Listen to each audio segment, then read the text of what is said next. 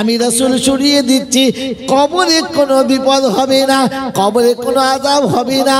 ও যখন কবরে শোবে জান্নাতের দরজাটা খুলে যাবে, জান্নাতের বিছানা কবরে বিছানো হবে, পায়ের কাছে আমি রাসূল আমার দর্শন হবে, উঠে আমাকে সালাম দেবে। আল কবরু রাউযাতুম মিন রিয়াজিল জান্নাহ।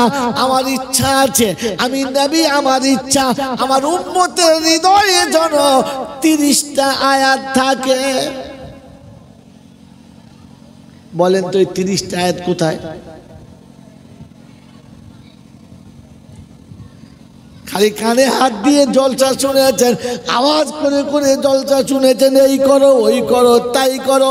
না বন্ধু না, কোরআন হাদিসে যেখানে দেখবেন দেখে নেন। আল্লাহর নবী বলেন কোরআনে পাক একটা সূরা আছে, গোটা কোরআন কপারা, বলো 30 পারা। ওই সূরার আয়াত কটা? 30টা। ওই সূরাটার নাম হলো সূরায়ে মুলক। আমার উম্মত প্রতিদিন কবরে যাবার আগে, কবরে যাবার আগে, কবরে শোয়ার আগে একবার যেন পড়ে নেয়। আমি রাসূল বলে দিচ্ছি কবরের কোনো ভয় নাই। কখন পড়বে? কবরে শোয়ার আগে। কখন পড়বে? যদি বলো প্রতিদিন একবার করে কবর হয় না? হয় না? কি বিছানা, বিছানার তলায় একটা কি একটা মাদুর, তারপরে কেঁদা বালিশ, আর তুমি গিয়ে শীত পাতে পড়লে বেঁচে আছো না মরে গেছে? বলো বলো। বুকের উপর দিয়ে সাপ গেল না, ব্যাঙ গেল, বউ গেল না, কেউ গেল, খবর পাও? শোয়ার সময় তো বলে শুয়েছো আল্লাহুম্মা বিসমিকা আমুতু ওয়া আহইয়া, আল্লাহ আমি মৃত্যুর কোলে যাচ্ছি, তুই তুললে উঠবো, নালে উঠবো না। আল্লাহ নবী বলেন প্রতিদিন রাতে শোয়ার সময় সূরা মুলক পড়ে যারা শোবে, আমি রাসূল বলছি তাদের কবরের কোনো আওয়াজ হবে না, কবরের আযাব মাফ হয়ে যাবে। বিশ্বাস আছে? কথা বলেন, বিশ্বাস আছে? বলেন কজন আর সূরা মুলক মুখস্থ আছে?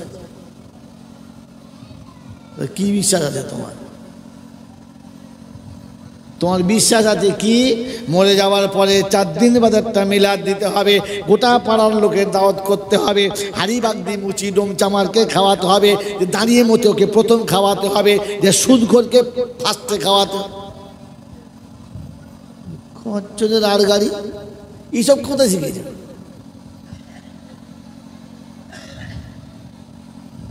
ছি ছি ছি ছি ছি। আরে কবরের আযাব থেকে যদি বাঁচাতে চাও তোকে সূরা মুলকটা শিখিয়ে দাও। কিছু করতে হবে না, কবরে সবে সূরা মুলক পাশে গিয়ে দাঁড়াবে, আসসালামু আলাইকুম পালাও, ফেরেশতা বলে বাবা দূর থেকে ওয়া আলাইকুমুস সালাম, এবার তুমি সামলাম আমি গেলাম। কি জি বললে বিশ্বাস আছে? বললে যে হ্যাঁ, লোক বিপদ থেকে বাঁচার জন্য কুত্তা পোষে না, কথা বলে। আবার সরকারি কোনো রকম একটু কিছু যদি হয়ে যায় তাকে তো আবার 4 দিক থেকে পুলিশে গার্ড দেয়, দরজার কাছে দারোয়ান দেয়, দেয় না? আচ্ছা বলেন তো ওই মালটা মরার পরে কবরে কোন দারোয়ান যাবে? কবরে কোন কুত্তা গিয়ে ওকে আটকাবে? কেউ নাই, তখন একা যাবে। যাবে না? যাবে না? তো আল্লাহ পাক শোনাচ্ছে প্রতিদিন সকালে উঠে যদি সূরা ইয়াসিনটা পড়ে নাও, তাহলে এই সূরার বদৌলতে আগামীকাল সকাল পর্যন্ত আমার জিম্মেদারিতে থাকবে, আমার ফেরেশতারা তোমার হেফাজত করবে। বিশ্বাস আছে? বিশ্বাস আছে? আল্লাহ রাসূল বলেন বৃহস্পতিবার দিন রাতে কিংবা জুমার দিন সকালে যদি সূরা কাহফ পড়ে নাও, তো আগামী জুমার দিন পর্যন্ত আসমানি আযাব যত আসবে আল্লাহ পাক রাস্তা বার করবে বাঁচার, আর ঠিক আল্লাহ পাক বাঁচিয়ে নেবে আপনাকে। বিশ্বাস আছে?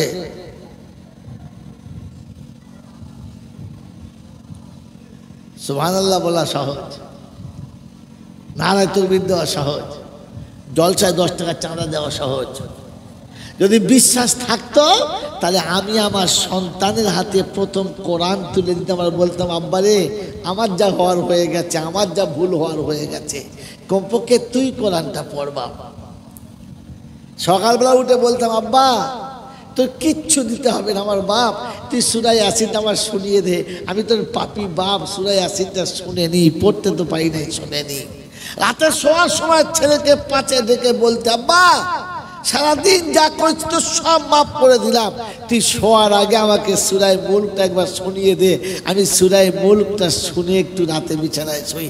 আল্লাহর কাছে গিয়ে বলবো, রব্বানা কোরআন জানতাম না তাই ছেলেকে কোরআন শিখিয়েছিলাম, সকালে উঠে সূরা ইয়াসিন শুনেছি আর রাতে শোবার সময় সূরা মুলক শুনে তবে শুয়েছি।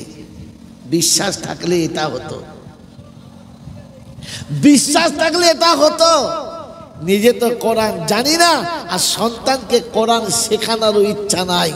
আছে ছেলে আলেম হোক, আছে। আপনি কি মনে মনে করছিলেন আলেম হলে ওকে দিয়ে আর ব্যবসা করানো যাবে না, ওকে দিয়ে আর কিছু করানো যাবে না?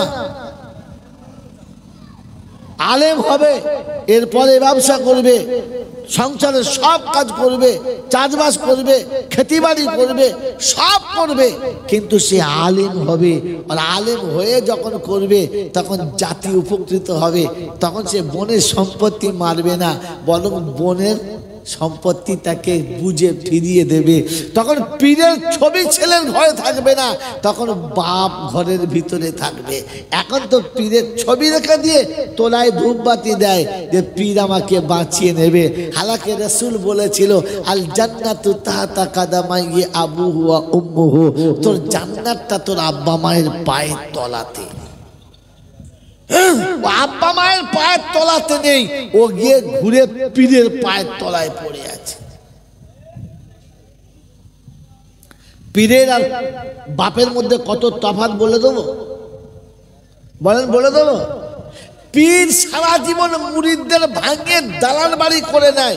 একটা পীরের নাম বলেন না যার বাড়ি 2 তলা 5 তলা নয়, যার গেটটা আলিশান গেট নয়, যার বাড়ির সামনে 4 চাকা 6 চাকা দাঁড়িয়ে নাই, সব পীরের সামনে আছে। হ্যাঁ না? না, বাপ তো সব কিছু ছেলেকে দিয়ে শেষে ভিখারি হয়ে গেল, আর পীর মুরিদদের মেরে নিয়ে বড়লোক হয়ে গেল। ছেঁচড় চামার চিনতে পারলি না, বাপ চিনতে পারলি না, রাখাল কোথাকার। বাপ সব দিয়ে ফকির হয়ে গেল আর তোর সব মেরে নিয়ে ও দালান বাড়ি হয়ে গেল। তুই এখন চিনতে পারলি না কার পাত্তরায় জান্নাত? হ্যাঁ, পীরের 6টা ছেলের 9টা গাড়ি, আর তোর ছেলে সবার জন্য নাই পাকা বাড়ি। তোর এখনো লজ্জা হয় নাই? তুই এখনো মাথায় বুদ্ধি খোলে নাই? আল্লাহ আপনাকে আমাকে ভাবার তৌফিক দান করুক। এখনো পর্যন্ত হুজুর দেখলে এমন মোসামা করে মনে হয় যেন ফেরেশতার খালাতো ভাই চুমো খেলার মুখ তোলার ইচ্ছা নাই।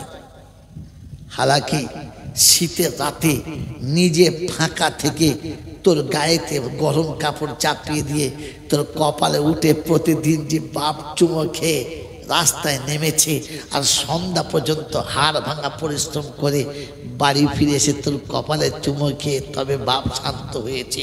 সারাদিন পেটে কিছু দেয় নাই, দুপুরে খাবারের খিদে লেগেছে, হোটেলে খেলে টাকা বেশি যাবে, তাই মুড়ি কিনে ভেজিয়ে কাঁচা লঙ্কা দিয়ে খেয়ে সারাদিন ভ্যান টেনেছে।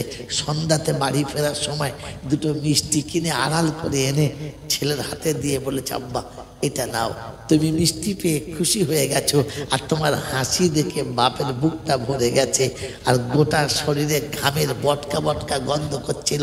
গোসল করেছে, সামনে যা পেয়েছে বাসি কিংবা কাঁচা যেমন পেয়েছে চিবিয়ে দিয়ে পেটটা ভরে নিয়ে অক্লান্ত শরীরে ঘুমিয়ে গেছে, সন্তানের গায়ের উপরে হাতটা চাপিয়ে রেখে ভালোবাসার হাতটা তোর বুক থেকে সরায় নাই। রাতের অন্ধকারে নিজের পিঠটা মশাতে ছিঁড়ে খেয়ে নিয়েছে, কিন্তু তোর গায়ে একটা মশা বসতে দেয় নাই। সারা জীবন নরম বিছানায় তোকে শুইয়েছে, তোর বিছানায় সবার আগে দুবার হাত বুলিয়ে দেখেছে কোনো শক্ত জিনিস থাকলে তোর গায়েতে লাগবে, তাই হাত বুলিয়েছে। মা জিজ্ঞাসা করছে, আমি ওর মা, আমি বিছানা করেছি, তোর পছন্দ না? তো বাপ বলেছে, নিশ্চয়ই তুই বিছানা করেছিস, আমার সন্দেহ নেই, তবু আমি বাপ তো, তাই একবার মনে হলো দেখে যদি বাচ্চার গায়ে যেন কিছু না লাগে। ওরে তোকে বিছানায় শোয়াবার আগে যে দুবার বিছানায় হাত বুলিয়ে শুইয়েছিল, ওই বাপটা যে ঘরের বিছানায় থাকে জীবনে কখনো একবার হাত বুলিয়ে দেখেছিস যে আব্বা তুই সুস্থ? কোথায় সুস্থ? দেহেতে মাংস নেই, শুধু হাড় কোটা, তুই সুস্থ কেমন বিছানায় সুস্থ? কখনো হাত বুলিয়ে দেখেছ? বন্ধু বন্ধু, বাৎসরিক ওরসে যাচ্ছ, যাও, বারণ করবো না, তোমার ইচ্ছা। তবে তোমাকে বলে দিয়ে যাচ্ছি, এটা রাসূলের ইচ্ছা ছিল না। রাসূলের ইচ্ছা ছিল তুমি তোমার বাপের কদমের কাছে বসবে, খোদার হুকুম ছিল বাপের কদমের কাছে বসবে। আর বাপ মরে গেলে যদি মাজার জিয়ারত করতে মন যায় তো বাপের কবরের কাছে যাবে, আর বাপের কবরে হাতটা রেখে বলবে, রাব্বির হামহুমা কামা রাব্বায়ানি সগীরা। পরওয়ারদিগার আলম কাছে বসিয়ে আদর করার মানুষটাকে তুমি এইখানে দাফন করে দিয়েছ। আমার মাথার উপরে রোদের সময় ছায়া করার একজন মানুষ ছিল, সেটাকে তুমি এখানেই টেনে এনে পুঁতে দিয়েছ। তাই নিরুপায় হয়ে অসহায় সন্তানটা পিতার পায়ের কাছে বসে আছে, আব্বা তুমি দোয়া করো। বাপের রুট আল্লাহর আরশের কাছে গিয়ে বলে, রাব্বানা আমি অন্যায় স্বীকার করছি বেটার হয়ে, আমার বাচ্চাকে তুমি কষ্ট দিও না, আমি বাপ ওর হয়ে তোমার কাছে ক্ষমা চাচ্ছি। রাব্বে জুল জালাল বলে, ফেরেশতারা রে, ও কি পাগল হয়ে গেল যে বাপ চলে এসেছে এরপরে ওর কবরের কাছে বাচ্চা এসেছে তাই কাঁদে?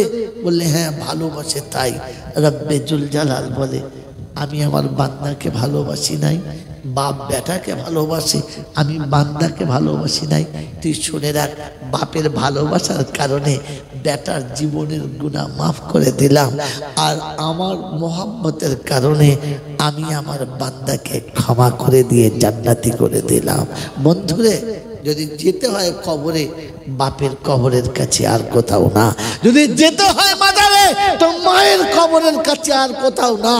এর থেকে বড় মাজার পৃথিবী তার কাউকে পাবে না। কারণ যাদের রক্তের প্রত্যেকটি ফোঁটাতে তোমার ভালোবাসা লুকিয়ে ছিল, যাদের সারা জীবনের মোহাব্বতের একটাই নমুনা ছিল, জীবনে কোনোদিন বৃদ্ধাশ্রমে গেছেন কিনা জানি না। আমার বন্ধুরা, আমার আল্লাহওয়ালা ভাইরা, ওই বৃদ্ধাশ্রমে যে বাপগুলো আছে আর মাগুলো আছে, তারা প্রতিদিন ঝরঝর করে কাঁদে আর আফসোস করে। তাদের কাছে গেলে বহু দুঃখের কথা বলে। জানেন, সন্তান মানুষ করতে গিয়ে কয়লা ভেঙেছি, হাড় ভাঙা পরিশ্রম করেছি, লোকের দুয়ারে দুয়ারে কয়লা বিক্রি করেছি, দোকানে দোকানে কয়লা দিয়েছি, রাতের পর রাত জেগেছি ছেলে মানুষ করার জন্য। সন্তানকে মানুষ করার পরে সিভিল ইঞ্জিনিয়ার করেছি, সমাজে বড় উচ্চ শিক্ষায় শিক্ষিত করেছি। আজ আমাদের কষ্ট হবে, তাই বুড়ো বয়সে ঘরের ভিতরে কষ্ট না দিয়ে আমাদেরকে বৃদ্ধাশ্রমে দিয়ে চলে গেছে। বছরে একদিন এসে দেখা করে, তাও ভালো করে দেখা করে না, অফিসে টাকা দিয়ে চলে যায়। কোনো রকমের যদি দেখা হয় তো হয়, না হলে হয় না। আমার বন্ধুরা, আমার আল্লাহওয়ালা ভাইরা, জ্ঞানীজনরা, সুধী মানুষরা, মা বাপ বহু অভিযোগ করে। যখন উঠে চলে আসি তখন হাত ধরে কেঁদে বলে, হুজুর যা বলেছি বলেছি, ওটা দুঃখের কথা, মনের কথা, দিলের কথা নয়। ওটা মুখের কথা, দিলের কথা নয়। হুজুর একটু দোয়া করবেন আমার ছেলেরা যেন ভালো থাকে। ওরে নেমো খারাপ, তুই যাকে বিক্রি করে দিয়েছিস, তুই যাকে লোকের ঘরে তুলে দিয়েছিস, সে শেষ বেলাতে তোর জন্য বলে দোয়া করেন আমার বাচ্চা যেন ভালো থাকে, ওরা যেন কষ্ট পায় না, আমার দাদু ভাইরা যেন ভালো থাকে। যে আমাকে আদর করে এসে দাদু ভাই বলে ডাকতো, আমি তাকে দেখতে পাই না, তবে এখান থেকেও দোয়া করছি সে যেন ভালো থাকে, কষ্ট পায় না, কষ্ট পায় না। এরকম বাপকে দিলি কি করে বাইরে, এরকম বাপকে তাড়ালি কি করে ঘর থেকে? এটা তো তোর মনুষ্য মনুষ্যত্বের বাউন্ডারিতে আটকে যাওয়া দরকার ছিল, এখানে তো তোর বিবেক মরে যাওয়া দরকার ছিল। আমার আল্লাহওয়ালা ভাইরা, জ্ঞানীজনরা, সুধী মানুষেরা, এগুলো আল্লাহ পাক আমার বান্দা হয়ে চলে আয়, কোরআন বিশ্বাস করে নে, মুসলমান হয়ে চলে আয়। আমার বন্ধু, আপনার ভালোবাসার এক বিন্দুতেই কিয়ামতের ময়দানে সব থেকে লাভ। হাসিনের ময়দানে শোনাচ্ছি না বন্ধুরে, একটা নেকির কম বেশির কারণে হয় জান্নাত আর তা না হলে জাহান্নামে। সেদিন এক বান্দা নেকি আর গুনাহতে সমান সমান হয়ে যাবে। নেকিতে আর গুনাহতে যখন সমান সমান হয়ে গেছে, তো মাথায় হাত দিয়ে চিন্তা করছে কোন দিকে যায়, কোন দিকে যায়। আল্লাহ পাকের মুখের দিকে তাকিয়ে বলে, আল্লাহ একটু সুযোগ দেবেন, একটু চেষ্টা করে দেখবো। তো আল্লাহ বলে, আচ্ছা ঠিক আছে যাও, আজ হাসরে কেউ দেবে না, তোমার চেষ্টা করাই হবে। বলে আল্লাহ একটু দেখি না। গিয়েছে মার কাছে, মা ফেরত, বোনের কাছে ফেরত, ভাইয়ের কাছে, আত্মীয়র কাছে, সবার কাছে চলে গেছে। যার কাছে যায় সে একটাই কথা বলে, বাপরে এখন আমার বিচার হয় নাই, আমার বিচারে কি হবে জানি না, যদি বেঁচে যায় তোকে দেবো। বলছে এখন আমার বিচার চলছে, আপনার কখন বিচার হবে, তারপর যদি না বাঁচে তখন কি হবে? মেরে মোহতম দোস্তর বুজুর্গ, সবার একটাই কথা, কি হবে? গোটা হাসরে ঘুরে পেরেশান হয়ে গেছে, মুখ কালো হয়ে গেছে, কোথাও কিচ্ছু পাচ্ছে না। ফিরে আসছে, এক ভদ্রলোক এক বৃক্ষতলায় বসে আছে, জীর্ণ শীর্ণ অবস্থা, একেবারে জীর্ণ শীর্ণ অবস্থা বসে আছে, ছেঁড়া ঝুলি ঝাপটা নিয়ে ডাকছে, ও ভাই এদিকে এসো। বলছে, আরে ভাই জলাস না, এমনিতেই আমি পেরেশানি পড়ে আছি, আমার নিজের জান নিয়ে এখন টানাটানি চলছে, তুই আর জলাস না। বলছে, ভাই শোন না, আজ আমার কাছে। আরে পাগল কোথাকার, আমার খুব বিপদ। বলে, আরে আয় না, বিপদটা কি হয়েছে একবার আয় না, আমার কেউ নেই, তোরও কেউ নেই, আয় এখানে আয়। গিয়েছে, বলছে কি খবর বল। বলছে, ভাই রে খুব বিপদ চলছে। বলে কি? বলে একটা নেকির দান পড়ে গেছে। বললে কার কাছে গিয়েছিস? বলে সবার কাছে গেছি, কেউ দেয় না। বলে একটা নেকি দিলেই হয়ে যাবে? বললে হ্যাঁ। একটা নেকি দিলে হয়ে যাবে? বললে হ্যাঁ হয়ে যাবে। বলে তবে লে একটা নেকি নে।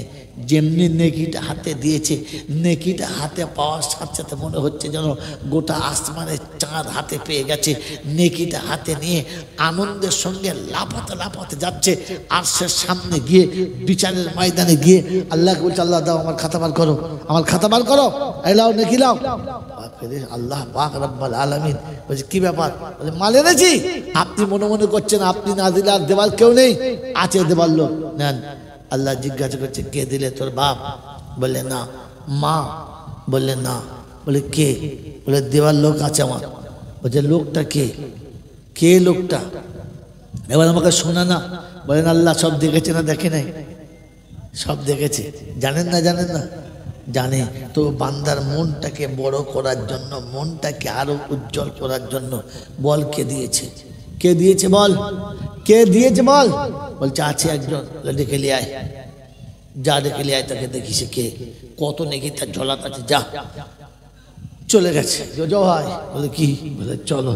বলছে সর্বনাশ করলি তো, বেশ বসেছিল আরামে, যখন ডাকতো তখন যেত, যা হতো হতো।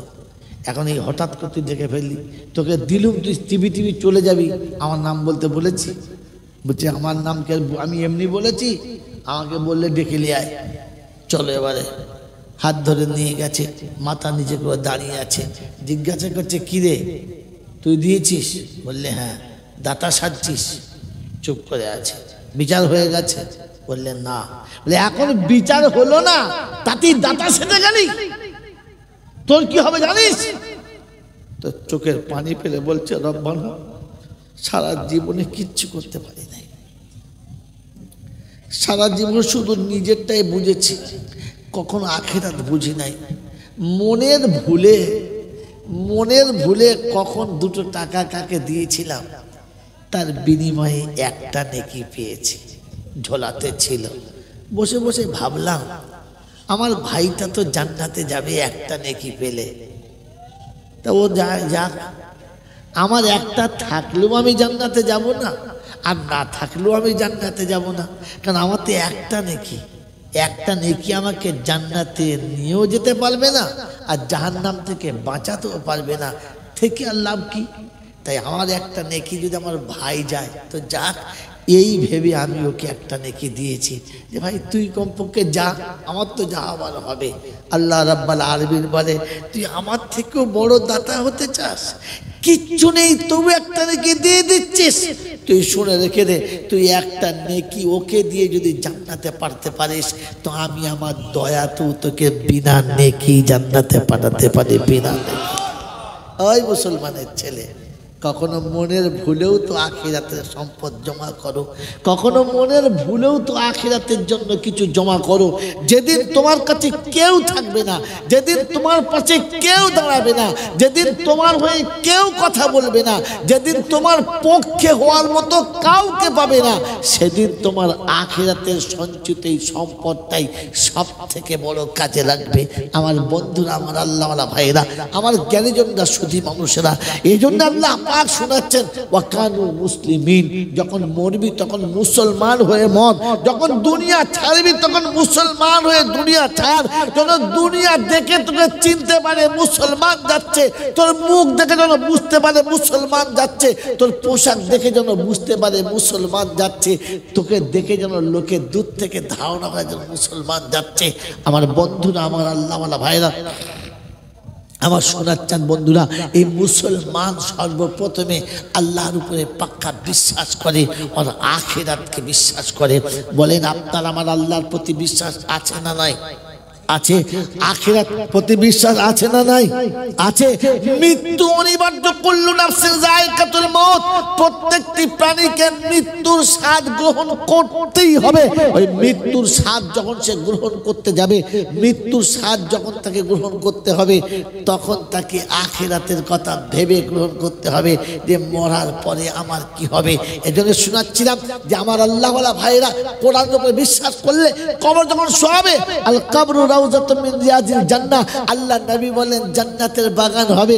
ফেরেশতা যখন তাকে আটকে দেবে, সূরা মূল যখন আটকাবে, জান্নাতের বিছানায় শোয়াবে, ডান দিকে জান্নাতের খিড়কি খুলবে, পায়ের দিকে আমার নবীর চেহারাটা সামনে আসবে, আর ফেরেশতা জিজ্ঞাসা করবে মান হাজার রাজুল, এই ব্যক্তিটা কে? ও তখন চেহারা দেখে নিজের দিকে তাকাবে, চেহারার সাথে চেহারা যখন মিল খাবে, চেহারার সঙ্গে চেহারায় যখন কানেকশন হবে, ওর খুশিতে বাগে বাগ হবে, আর উঠে দাঁড়িয়েই বলবে ইয়া নবী সালামু আলাইকা। কে বলে সালাম দেবার কথা নেই, আছে সময় আসতে দে, খালি একবার দেখা হতে দে নবীর সঙ্গে। যেদিন নবীর সঙ্গে কবরে দিদার হবে, উম্মত প্রথম উঠেই সালাম দেবে, আসসালামু আলাইকুম ইয়া রাসূলুল্লাহ, আসসালামু আলাইকুম ইয়া হাবিবাল্লাহ, আসসালামু আলাইকুম ইয়া নবিয়াল্লাহ। আমার আল্লাহওয়ালা ভাইরা, জ্ঞানের জন্য বুদ্ধিজীবীরা, আমার সোনামণি মায়েরা বোনা, ওই আখিরাতের মঞ্জরে আমাকে বাঁচানোর জন্য পৃথিবীর কোন সাহায্য কাজেদের কাজ লাগবে না। সেদিন আমার নেক আমল আমাকে বাঁচাতে পারে। তাই বাচ্চারা যারা এত কষ্ট করে জলসা দিয়েছে, এত সুন্দর করে সাজিয়েছে, রাতের এই গভীর সময়ে আমাদেরকে যারা বসিয়েছে, তাদের উদ্দেশ্য, তাদের মনস্কামনা যে তারা তাদের কবরস্থানে একটু করে মাটি দিয়ে উঁচু করতে চায়। ওটা শুধু তাদের নয়, এটা আমাদের সবার, এটা আমাদের সবার। মরতে আমাকে আপনাকে সবাইকে হবে। তাই যাওয়ার আগে জায়গাটাকে পরিষ্কার করে যেতে হবে, যাওয়ার আগে জায়গাটাকে সুন্দর করে সাজিয়ে যেতে হবে। আমার বন্ধুরা, আমার আল্লাহওয়ালা ভাইয়েরা, জ্ঞানীজনরা, সুধী মানুষেরা, আমার সোনামণি মায়েরা বোনেরা, যাদের গাড়ি আছে তারা নিজস্ব গাড়িতে করে দেবেন, যাদের কাছে নেই তারাও কমপক্ষে এক গাড়ি করে মাটি ওই কবরস্থানে দিয়ে কবরস্থানটাকে যতটা মাটির প্রয়োজন লাগে আমরা সকলে মিলে ওটাকে পূরণ করার চেষ্টা করবেন ইনশাআল্লাহ। করবেন ইনশাআল্লাহ, যদি বলেন করবেন ইনশাআল্লাহ। আমার বাবাজিরা, আমার শোনাচ্ছেন বন্ধুরা, আমার সোনামণি মায়েরা বোনেরা, এই পৃথিবীর বাগিচা ছেড়ে, সোনার বালাখানার বাসর ঘর ছেড়ে আপনাকে আমাকে একদিন বিদায় নিতেই হবে। কিন্তু কবর এমন একটা ঠিকানা যেখান থেকে যেতে আর কখনো হবে না, যেখান থেকে আপনাকে যাওয়ার আর কোনো রাস্তা থাকবে না, যেখান থেকে আপনার আর কোনো রকমের যাওয়ার রাস্তা থাকবে না, ওটাই আপনার শেষ ঠিকানা। ওখান থেকে আপনাকে কাল হাসরের ময়দানে ডাকা হবে। আল্লাহ পাক শুনছে বাইদাল কবুর বুসিরাত আলিমাত নাফসুম মা কদ্দামাত ওয়া আখারাত। সেদিন যখন অন্ধকার কবর চিরে যাবে আর ভিতর থেকে মানুষ উপরে আসবে, আলিমাত জানতে পাবে, দেখতে পাবে, ওয়ায়ানদুরু সে তারা দেখতে পাবে, মা কদ্দামাত ওয়া আখারাত তারা তাদের আখিরাতের জন্য কে কতটা কি জমা রেখেছে। আমার বন্ধু, আমার আল্লাহওয়ালা ভাইরা, দুনিয়ার যা কিছু পেয়েছি সবটুকু আল্লাহ আমাকে দিয়েছে, পৃথিবীর কেউ আমাকে দেয় নাই। সবটুকু আল্লাহ আমাকে দিয়েছে, সবটুকু আল্লাহ আমাকে দিয়েছে। ওই আল্লাহ পাক রব্বুল আলামিন শোনাচ্ছে, সবটুকু আমি তোকে দিয়েছি, ওর থেকে কিঞ্চিত কিঞ্চিত করে একটু একটু করে তুই তোর আখিরাতের জন্য জমা রাখ, তুই তোর আখিরাতের জন্য জমা রাখ। আমি আল্লাহ দিয়েছি, আমার জন্য কিছু দিতে হবে না। আমি আল্লাহুস সামাদ লাম ইয়ালিদ ওয়া লাম ইউলাদ, আমি কারোর ভরসা করি না, আমার কারোর প্রয়োজন লাগে না, আমার কিচ্ছু প্রয়োজন লাগে না। আমার সন্তান নেই, আমার উপরে কেউ নেই, নিচেতে কেউ নেই, কারোর জন্য রাখার দরকার নেই। তাই আমি যেটুকু তোকে দিয়েছি ওটুকু সব তোর, তুই তোর আখিরাতের জন্য একটু সময় রেখে দে। আমার বন্ধুরা, আমার আল্লাহওয়ালা ভাইরা, জ্ঞানীজনরা, সুধী মানুষরা, তাই শেষ আয়াত শুনিয়ে দিচ্ছি। আল্লাহ পাক রব্বুল আলামিন শুনিয়ে দিয়েছেন, ফাইন আমানু বিমিসলি মা আমানতুম বিহি ফাকাদ ইহতাদা। আল্লাহ পাক রব্বুল আলামিন বলেন, যদি ঈমানদার হতে চাও, ঈমান নিয়ে কবরে যেতে চাও, মুসলমান হয়ে কবরে যেতে চাও, আর ঈমান নিয়ে আখিরাতে উঠে আমার সঙ্গে দেখা করতে চাও, তো ফাইন আমানু বিমিসলি মা আমানতুম বিহি ফাকাদ ইহতাদা। ওদের সাথে তোমাদের ঈমানের একটু মিল রাখো, ওদের সঙ্গে তোমাদের ঈমানের লেভেলটা রাখো।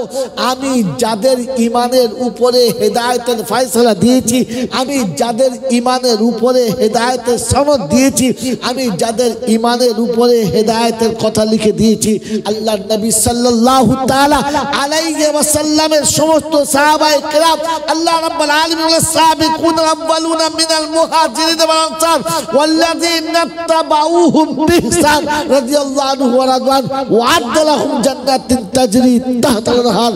আমি তাদের জন্য জান্নাতের ওয়াদা করেছি যারা আমার নবীর সঙ্গে দাঁড়িয়ে লাব্বাইক বলেছিল। কিয়ামত পর্যন্ত যারা আখিরাতের কথা শুনে, আখিরাতের কথা বুঝে লাব্বাইক বলে দাঁড়াবে, আমি আল্লাহ ওয়াদা লাহুম ওয়াদা করছি তাদের জন্য জান্নাতিন তাজরি তাহতাল আনহার, ওই জান্নাতের যেটা সবার জন্য ওয়াদা করেছিলাম। আমার বন্ধু, আমার আল্লাহওয়ালা ভাইরা, ওই জান্নাত যেটা যাওয়ার জন্য আমার ইচ্ছা, যেটা যাওয়ার জন্য আমার কল্পনা, যেটা যাওয়ার জন্য আমার মুজাহিদা, যেটা যাওয়ার জন্য আমার সমস্ত রকমের চেষ্টা চরিত্র, আল্লাহ পাক বলেন, বান্দা তুমি ওদের সঙ্গে ঈমানের প্রতিযোগিতা লাগাও। তাই আল্লাহর নবী সাল্লাল্লাহু আলাইহি ওয়াসাল্লাম যখন তাদেরকে ডেকেছেন, বলো লাব্বাইক বলে কে কে আছো বলো, তো আল্লাহর নবীর সঙ্গে সঙ্গে সাহাবায়ে কেরাম ছুটে চলে এসেছেন। সমস্ত সাহাবারা জড়ো হয়ে গেছে মদিনার মসজিদে। আখিরাতের জন্য তারা গনিমতের মাল দিতে শুরু করেছে, যার যেমন ছিল তেমন। ওমরে ফারুক মনে মনে করছেন, এটাই সুযোগ এসে আবু বকরকে হারাবার, আজকে একটা চান্স নিয়ে দেখি। উসমান ভাবছে আজকের হারাবার চান্স আমার, দেখি। উসমান সমস্ত মাল বাড়িতে এসে তিনটে ভাগ করে দু ভাগ রেখে এক ভাগ মসজিদে জমা দিয়েছে, মালের পাহাড়। ওমরে ফারুক বাড়িতে এসে সমস্ত মালের দুটো ভাগ করে একটা ঘরে আর একটা গনিমতের মালে জমা দিয়েছে, বাকি সাথী যার যা ছিল সব জমা দিয়েছে। আমার বন্ধু, আমার প্যারা বন্ধু, সবার সব জমা দেওয়া হয়ে গেছে, সবার এসে গেছে। আল্লাহ নবী জিজ্ঞাসা করে, আবু বকর কোথায়? সিদ্দিক, আবু বকর সিদ্দিক কোথায়? ওই সময় আবু বকর সিদ্দিক টুক টুক টুক টুক করে মসজিদের ভিতরে, মসজিদ নববীতে প্রবেশ করছেন। চট পড়ে আছে, একটা ছোট্ট মূর্তি মাথায় নিয়ে এসে আল্লাহ নবীর কাছে দাঁড়িয়েছেন। ইয়া রাসূলুল্লাহ, ইয়া হাবিবাল্লাহ, এই যে গোলাম এখানে দাঁড়িয়ে আছে, কি চাও, কি এনেছো, কি দিতে চাচ্ছ বলো। বলে আল্লাহর হাবিব আপনি বলেছেন গনিমতের মালের জন্য আখিরাতের জন্য সঞ্চয় করতে। বাড়িতে গেলাম, যা ছিল সব এই কাপড়ে রাখলাম, ঘরের ভিতরটা ভালো করে ঝাঁট দিয়ে যে জায়গাতে আমি আনাজ রাখি ওইখানে গম টম যা যেখানে পড়েছিল সবটা ঝাঁট দিয়ে রাখলাম, ঝাঁটাটা সহ নিয়ে এসে দিয়ে গেলাম। আল্লাহ নবী জিজ্ঞাসা উসমান বাড়ির জন্য কত রেখেছো? বলে আল্লাহর হাবিব দুভাগ রেখেছি। ওমরকে জিজ্ঞাসা করছে ওমর কত রেখেছো? বললে আল্লাহর হাবিব অর্ধেক রেখেছি। আবু বকর সিদ্দিককে বললেন আবু বকর তুমি বাড়ির জন্য কি রেখেছো? বললেন ইয়া রাসূলুল্লাহ ইয়া হাবিবাল্লাহ সবটুকু আপনার দরবারে হাজির করেছি, আল্লাহ আর তার রাসূলের নামের বরকতটা বাড়িতে রেখেছি, বাকি সব নিয়ে চলে এসেছি। আমার বন্ধু আমার আল্লাহ আমার ভাইরা কোরআন আপনাকে শুনিয়ে দিয়েছে ফাকাদ ইহতাদা, যদি হেদায়েতের রাস্তায় আসতে চাও আর যদি হেদায়েতের উপরে নিজেকে বানাতে চাও তাহলে ঈমানের লেভেলটা এখানে নিয়ে এসে দেখাও, একবার তাদের সঙ্গে মেলাও। আপনাকে সবটুকু দিতে হবে না, আপনাকে অর্ধেক দিতে হবে না, আপনাকে 3 ভাগের 1 ভাগ দিতে হবে না, তো কমপক্ষে 20 ভাগের 1 ভাগ তো দিই। আমি যে নামাজ পড়ছি কার জন্য? আল্লাহর জন্য না আমার জন্য? জোরে বলে ভাই, কথা বলেন। আমার জন্য। আমি যে রমজান মাসে 30টা রোজা রেখেছি আল্লাহর জন্য না আমার জন্য? আমার জন্য। আমি যে মালের যাকাত দিয়েছি কার জন্য? আমার জন্য না আল্লাহর জন্য? আমার জন্য। অতএব আমি সব কাজ করলাম আমার জন্য আর এতদিন বদনাম করলাম আল্লাহর জন্য। আমি কার বান্দা? বলো আল্লাহর জন্য কি করেছি? কিচ্ছু করি নাই।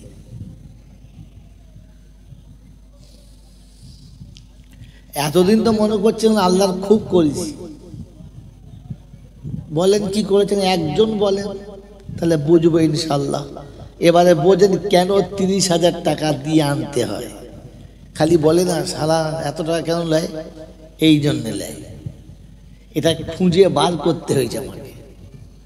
বলেন এবারে এতদিন যা করেছি, মাথায় টুপি, মুখে দাড়ি, কোরআন খানি, কলমা খানি, যাই করেছি সব কার জন্য? কার জন্য বলো? যেটা বলো আমার জন্য। আমি যে আল্লাহর বান্দা, যে আল্লাহ আমাকে খাওয়ায়, যে আল্লাহ আমাকে পড়ায়, যে আল্লাহ আমাকে তৈরি করে শুনিয়ে দিয়েছেন ওয়ালাকাদ কাররামনা বনি আদম ওয়া হামালনাহু ফিল বাররি ওয়াল বাহর ওয়া রাযাকনাহুম মিনাত তাইয়্যিবাত। 15 পারায় সূরা বনী ইসরাঈল আল্লাহ পাক শোনাচ্ছেন, ওই আদমের বাচ্চা আমি তোকে আদমের বাচ্চা বানিয়ে সম্মানিত করেছি। কি সম্মান দিয়েছেন আমাকে? কি দিয়েছেন? তো আল্লাহ বলে একটু ভাব না। প্রথম বলেছিলাম না ইকরা বিইসমি রাব্বিকাল্লাযী খালাক খালাকাল ইনসানা, বলো মিন আলাক। ইকরা ওয়া রাব্বুকাল আকরাম আল্লাযী আল্লামা বিল কলম আল্লামাল ইনসানা মা লাম ইয়ালাম। ভাবো আমার কথার উপরে, তুমি যা জানতে না জেনে যাবে, যা কোনোদিন মনে ছিল না মনে এসে যাবে। আল্লাহ পাক শোনাচ্ছেন আমি তোমাকে সম্মানিত করেছি। আমি বলেছি ওয়ামা মিন দাব্বাতিন ফিল আরদি ইল্লা আলাল্লাহি রিজকুহা। জমিনে যত প্রাণী এসেছে সবাইকে পাঠাবার আগে রুজি পাঠিয়েছে। তাহলে রুজির মালিক কে? আল্লাহ। কাদের খাওয়াচ্ছে? আমাদের। আল্লাহ বলে আল্লাহকে সম্মান কি করেছো? তা আল্লাহ বললে পৃথিবীর গরু, ছাগল, ভেড়া, কুত্তা খায় কিরকম? পচা কাঁচা মাটিতে, জলেতে, নালাতে, নোংরাতে খায়। তোর জন্য সুন্দর প্লেট বানিয়ে দিয়েছি, ডাইনিং টেবিল করে দিয়েছি, বসার জন্য চেয়ার দিয়েছি, তোর খাবারের সাথে সাথে ভ্যারাইটিস খাবার দিয়েছি, ভাজা দিয়েছি, তাজা দিয়েছি, তার সাথে কত রকমের মন্ডা মিঠাই মিষ্টি দিয়েছি, যতগুলো খাবার তোকে দিয়েছি পৃথিবীর কোনো প্রাণী ওই খাবারটা চোখে দেখে নাই। মুরগির গোশ খাবি, হাঁসের গোশ খাবি, ছাগল খাবি, গরু খাবি, শুয়োর খাবি, কুত্তা খাবি, যা পাবি সব খাবি, কিন্তু তোর খাবার কোয়ালিটি আলাদা। কাবাব হবে, টিকিয়া হবে, ভুনা হবে, ভাজা হবে, তাজা হবে, সব খাবি। ভ্যারাইটিস করে খাইয়েছি। পৃথিবীর কোনো প্রাণীকে এত ভালো খাবার খাইয়েছে না। প্রত্যেক প্রাণীর পিপাসার পানি দিয়েছি, কাউকে নালাতে, কাউকে জলেতে, কাউকে পুকুরে, কাউকে খালা খন্দেতে। তোর যে পানিটা খাওয়াই ওটা 500 ফুট মাটির তলা থেকে তুলে ওটাকে মিনারেল ওয়াটার ফিল্টার করে তোর জন্য স্পেশাল করে পানি দিয়েছি, যেটা শুধু তুই খাবি আর কাউকে খাওয়াবো না। পৃথিবীর সব প্রাণীর রাতের অন্ধকার দিয়েছি আরামের জন্য। গাছের ডালে, গোয়ালে, পেচ্ছাপ পায়খানার উপরে, জমির আলে, ধান ঝোড়ের ভিতরে সবাই রাত কাটায়। তোর জন্য পালং দিয়েছি, ব্ল্যাঙ্কেট দিয়েছি, দামি গদি দিয়েছি, শীতকালের জন্য হিটার দিয়েছি, আর গরমকালের জন্য এসি দিয়েছি। আর এটা বলবো, হ্যাঁ ওটা বুঝে লাও, বুঝে গেছে, জানা বুঝে গেছে, বাকি বলা যাবে না। সব দিয়েছি, আমি তোকে দিয়েছি আর কাউকে। আমি তোকে সম্মানিত করি নাই? পৃথিবীর যত প্রাণী আছে তাদের যখন মনের কোণে কামনার আগুন আসবে, জমির আলে, রাস্তার উপরে, যেখানে খুশি যেমন খুশি সবাই দেখবে, ছিছি বলবে। কিন্তু তোর যখন মনের কোণে কামনার আগুন আসবে, পছন্দের মতো সাথে দিয়েছি, নিরিবিলি জায়গা দিয়েছি, আনন্দের জন্য বাসস্থান দিয়েছি, ওটা আর কাউকে দিয়েছি? আমি তোকে সম্মানিত করেছি, কাররামনা বানি আদম। এই সম্মানে সম্মানিত করার জন্য ওই আল্লাহকে কি দিয়েছি? বলো কি দিয়েছি? আল্লাহু আকবার। খালি সুবহানাল্লাহ। কি বুঝলি? বুঝতে হয় না, হুজুর বলেছে তাই বলেছে। আব ভাবি এখান থেকে, পৃথিবীতে এইরকম মানুষ কেউ আছে যে নিজের কাজ করে আর সেই কাজে নিজেই ফাঁকি দেয়? আচ্ছা আছে এরকম কেউ? জোরে বলে। আচ্ছা আছে। আর যদি দেয় তাহলে তার নাম কি? বলে বলো। কুড়ে। যে নিজের কাজ করে, নিজের ঘরের কাজ করে আর নিজে ফাঁকি দেয়, ওকে কুড়ে বলে? কি বলে? বলেন বলেন, আপনাদের ভাষায় কি বলে একবার শুনি, তাহলে আমার ভাষাতে আমি বলবোই। একটু শুনি, শিখি দু চারটে ভাষা। ফাঁকিবাজ, চিটিংবাজ। কি দি বলে? বলে না। বউ কি বলে? বউ কি বলে? বাজ পড়া। ঘরের কাজ করছো তবে এরকম করছো। বলে না? বলে না? কথা বলে বলে না? বলে না? তাহলে নিজের কাজে নিজে যদি ফাঁকি দেয় সে ফাঁকিবাজ। বাড়ির মানুষের কাছে সে একটা অপদার্থ, অকৃতজ্ঞ। হ্যাঁ না বলেন? জোরে বলেন ভাই, কথা বুঝে বলেন। ঠিক বললাম না ভুল বললাম? ঠিক তো? এটা যদি ঠিক হয় তাহলে নামাজ আমার কাজ, রোজা আমার কাজ, হজ আমার কাজ, যাকাত আমার কাজ, সব আমার জন্য করেছি। এরপরও নামাজে ফাঁকি মারছি তো আমার নাম কি? ছি ছি ছি ছি ছি। আর পাড়ার লোকে ফাঁকিবাজটাকে বলে মুসল্লি। বলছি একে খাওয়ালে নাকি নেকি হবে? চিটিংবাজ খাওয়ালে আবার নেকি হয়? বোকা কথা। আরে লোক দেখে খাওয়া বোকা কথা। নিজের কাজ নিজে করে, তাতেও ডুপ্লিকেট। জমির আল সোজা করতে গেছে কাটতে নিয়ে, হ্যাঁ গো হবে কথা বলা। আল সোজা করতে কি দরকার? কোদালের দরকার। এখন কোদাল বাদ দিয়ে কাস্তে নিয়ে চলে গেছে। লোকে বলি কাজ করতেই না ছাপলাম দেই, এই কাজ করতে খতম। জমির আল কাটতেছে কাস্তে নিয়ে, বলবে না? বলবে না? যদি বলেন আমি নামাজ পড়তে গেছি, গামছা গায়ে দেয়, গেঞ্জি গায়ে দেয়। ও আল্লাহ, ফেরেশতা বলছি কে রে এই মালটা কোথায়? জমির জমির আল কাটতে গেলে কোদাল লাগে এটা জ্ঞান আছে, কিন্তু মুসলমানের নামাজ পড়ার সময় যে সুন্নতি পোশাক পরতে হয় ও মাল গামছা গায়ে দিয়ে ঝেড়ে দিয়েছে। আল্লাহ আল্লাহ আল্লাহ আল্লাহ আল্লাহ। ফেরেশতা চিন্তা করছি কি হলো, কি বলতে, হ্যাঁ ছি ছি ছি ছি ছি ছি। এর পরও পাড়ার লোকে যে আমাকে সম্মান করে, এটা খোদার মেহেরবানি, মারা দরকার ছিল ভাই। এটা এখান থেকে শিখে যাই। তাহলে এতদিন যে কাজ করেছি আমার জন্য, এর জন্য আল্লাহর কাছে আমার বদলা কিসের?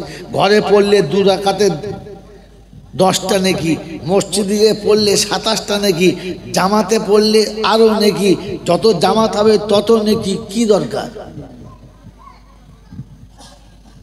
কোন দলিল আছে? কোনো দলিল নেই। আছে এর একটাই দলিল, ফাসিরু ফিল আরদি সুম্মানদুরু কাইফা কানা আকিবাতুল মুকাদ্দিবিন। রব্বে জুল জালাল শোনাচ্ছে, বান্দারে পৃথিবী একটু ভ্রমণ কর। সারা পৃথিবী ভ্রমণ করার পরে ভ্রমণেতে যা দেখতে পাবি, আমি তোর কেমন রব ওটা তুই বুঝে নিবি, আমার বিচারটা কেমন তুই বুঝে নিবি। অবিশ্ববাসী বুদ্ধিমানেরা, বললার টোপের বাবাজিরা, আপনাকে শুনিয়ে দিচ্ছি, শুনে রাখেন। সারা জীবন জলসা শুনেছেন, আল্লাহ পাক রব্বুল আলামিন তার বান্দাকে কতটা ভালোবাসে। বলে একটা মা তার বাচ্চাকে যত ভালোবাসে, একটা বাপ তার বেটাকে যত ভালোবাসে, আল্লাহ তার বান্দাকে তার থেকে 70 গুণ বেশি ভালোবাসে। এটা যদি কানুন হয়, এবার তো মিল খেতে বাধ্য। ও বাপজিরা, সোনার আলালেরা, জ্ঞানী জনেরা, বুদ্ধিজীবীরা, সারা জীবন বাপ তার বেটাকে বলে তোরা আখিরাতটা গুছিয়ে নে, ভবিষ্যৎটা গুছিয়ে নে। আমি যতদিন বেঁচে আছি তোর পিছনে আছি, তুই গুছিয়ে নে, তোর ভবিষ্যৎটা তুই ভালো করে নে। বাপের কি লাভ? বাপের কি লাভ? বাপ সরিয়ে দিয়েছে বেটারে, পাকা ঘর তৈরি করে নে, সুন্দর বাসস্থান বানিয়ে নে, লেখাপড়াটা শিখে নে, মানুষের মতো মানুষ হ। আমি গরু ছাগল যা ছিলাম, অশিক্ষিত মূর্খ ছিলাম যা ছিলাম, তুই কমপক্ষে নিজের ভবিষ্যৎটা বানিয়ে নে। ছেলে যত ভালো হয়, বাপ তাকে তত বেশি ভালোবাসা দেয়, বাপ তাকে তত বেশি সহযোগিতা দেয়, বাপ তাকে তত বেশি আগিয়ে দেয়। ছেলের ভবিষ্যৎ ছেলে গড়ে নেয়, বাপ পিছনে বেটাকে সাহস দেয়। রব্বে জুল জালাল বলে, শুনে রেখে দে, তোর বাপ তোকে যত বেশি ভালোবাসে, আমি তার থেকে 70 গুণ বেশি ভালোবাসি। আমি সব দিয়েছি, বিনিময় কিচ্ছু দিতে হবে না। বুড়ো বয়সে বাপের সেবা না করলে বাপ নারাজ হবে, বুড়ো বয়সে বাপ্পাকে কিছু না দিলে বাপ নারাজ হবে, বাপের কথা অবাধ্য হলে বাপ নারাজ হবে। আমি আল্লাহ শুনেছি, সারা জীবন তোকে দিচ্ছি, আমাকে কিছুই দিতে হবে না। চোখের জ্যোতির বিনিময় দিতে হবে না, কানের শ্রবণ শক্তির বিনিময় দিতে হবে না, গোটা যৌবনের কোনো দাম দিতে হবে না, সারা জীবন অক্সিজেন দিয়েছে দাম দিতে হবে না। তবে বান্দা, তুই তোর আখিরাতটাকে বানিয়ে নে, আমি আল্লাহ খুশি হব, তোর জান্নাতের দরজাটা খুলে দেব।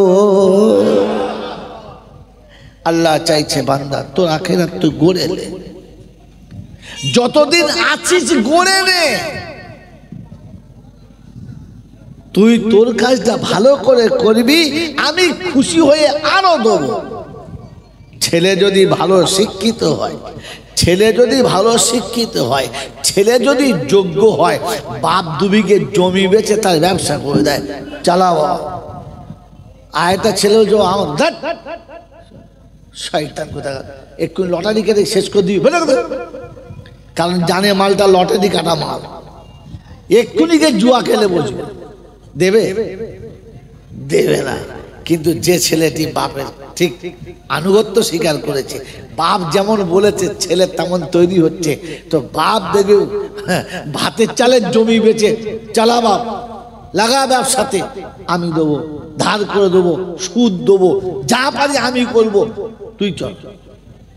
আল্লাহ পাক রব্বুল আলামিন বলেন, পৃথিবীতে বাপ তার বেটাকে যদি তার সব কিছু দিতে পারে, বিনিময়ে বাপ কিছু চায় না, তো আমি তো বাপের থেকে 70 গুণ বেশি ভালোবাসি। আমি তো চাইছিলাম, আমি চোখ দিয়েছি, যা করার পর আমি চোখ দিয়েছি, যা মসজিদে যা, তুই তোর আখিরাত গড়ে নে, কবর আযাব থেকে নিজেকে বাঁচিয়ে নে, জাহান্নাম থেকে নিজেকে বাঁচিয়ে নে, বিচারের ময়দানে নিজে থেকে বাঁচিয়ে নে, তোর আমলনামা তুই যত চাস তত বাড়িয়ে নে, আমি আল্লাহ তত খুশি হব, আর যত খুশি হব তত দেব।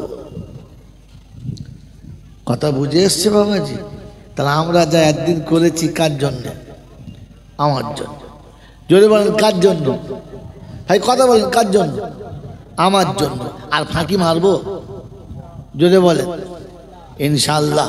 জুমার নামাজের পরে বড় রসগোল্লা দেখলে সুন্নত ছেড়ে দেবো। কি বলে কথা বোঝেন নাই? যদি নামাজ পড়তে ঢোকার সময় দেখে গামলায় শখানেক রসগোল্লা আছে এরকম মোটা, আর ভাব উঠছে, তো চিন্তা করছে পেছনের কাতারে পড়ি, সামনে কাতারে লোক পাবে না, ডাকতে হবে, ও চাচা উঠে এসো না, এই ছেলে যা যা যা, তোরা তেমন তোরা আগে যাই, পেছনে থাকি, সালাম ফিরে গবাক করবে তো, ও মালা সামনে কাতারে যায়। ঠিক ঠিক ঠিক ঠিক ঠিক। বাবাজিরা, আল্লাহ পাক রব্বুল আলামিন তোমাকে ইমতিহান দিচ্ছে। এই জন্য শোনাচ্ছিলাম, আমি আমার কাজটা ভালো করে করার চেষ্টা করবেন ইনশাআল্লাহ।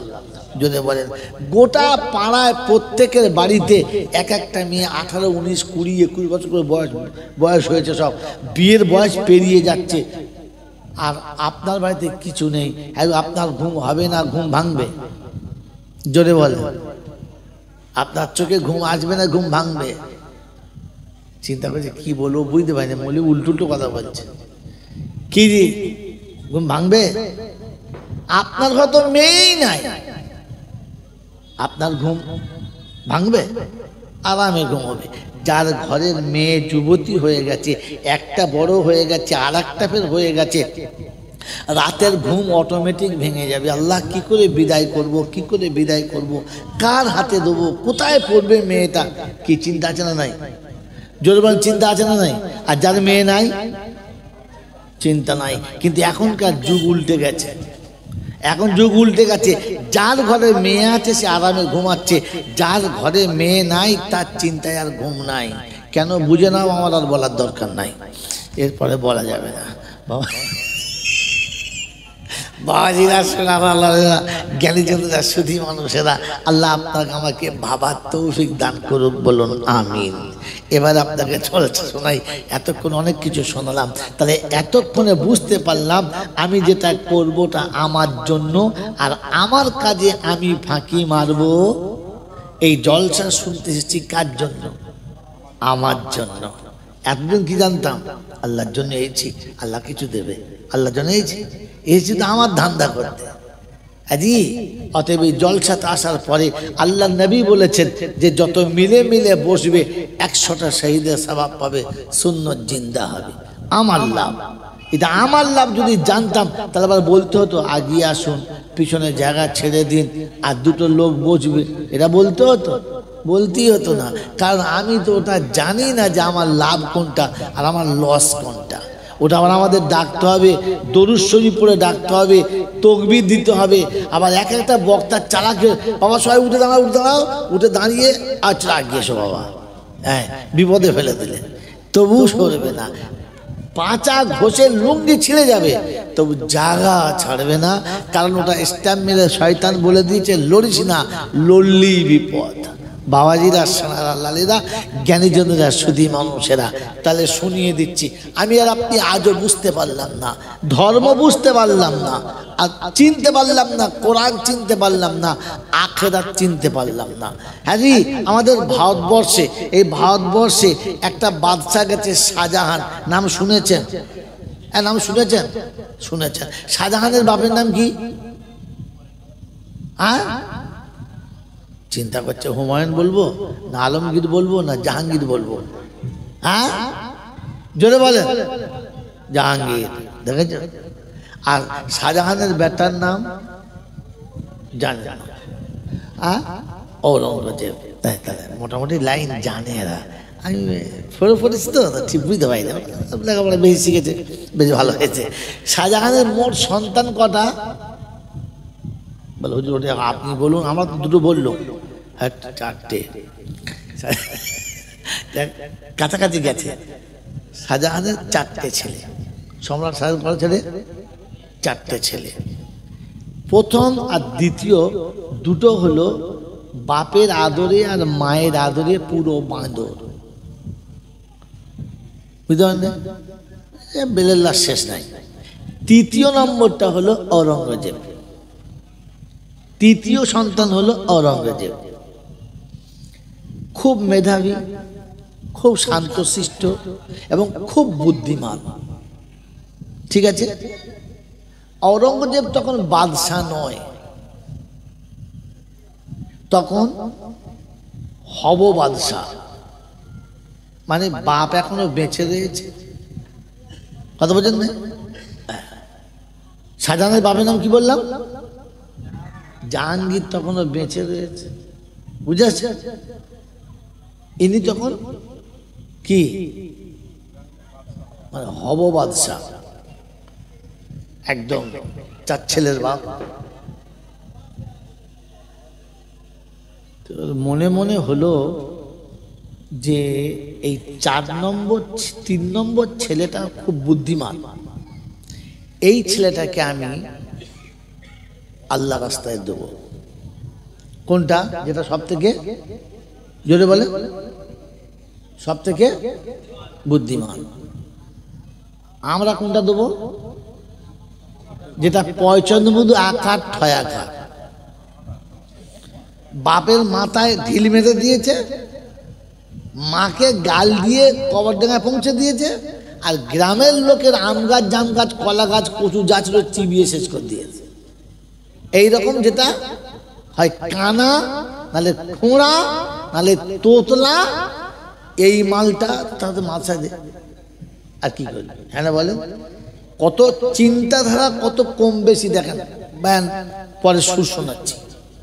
মহতম বুজুর্গ শাহজাহান তার নিজের ওই সন্তানটাকে মাদ্রাসায় পাঠাচ্ছে, যেটা সব থেকে বেশি বুদ্ধিমান এবং সব থেকে বেশি নম্র, ভদ্র, মেধা শক্তি যার বেশি। 7 বছর বয়সে ছেলেটি হাফিজে কোরআন হয়ে গেছে। খুব ভালো করে গল্পটা শুনবেন, তারপর জলসা শুনবেন। 7 বছর বয়সে ছেলেটি পূর্ণ কোরআন হিফজ করে ফেলেছে। ক বছর? 7 বছর। কথা বলেছেন?